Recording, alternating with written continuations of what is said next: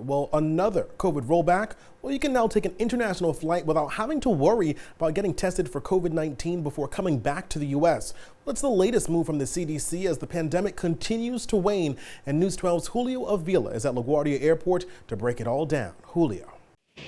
It was a rule that was implemented when the pandemic was at its worst. Passengers had to take a COVID test before traveling on a U.S.-bound flight. Well, as of today, that rule is no longer in effect.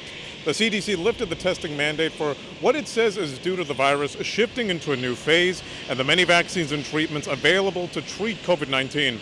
Even still, at LaGuardia, we did see people with face coverings. Some signs are still posted recommending that passengers socially distance and wear a face covering.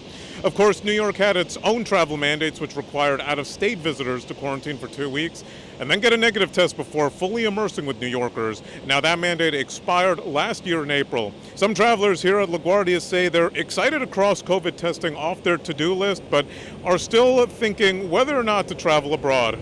Like we were talking about Thailand, maybe, or like that would be the international place, but I wouldn't do it for another few months. We've been taking some precautions, except for this video, I think they took it off.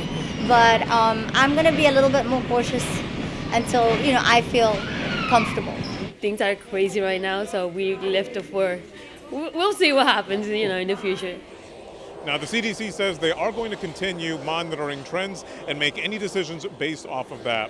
And also, if you are traveling to another country, make sure you look up that country's entry requirements, as some countries are still requiring vaccine statuses and testing.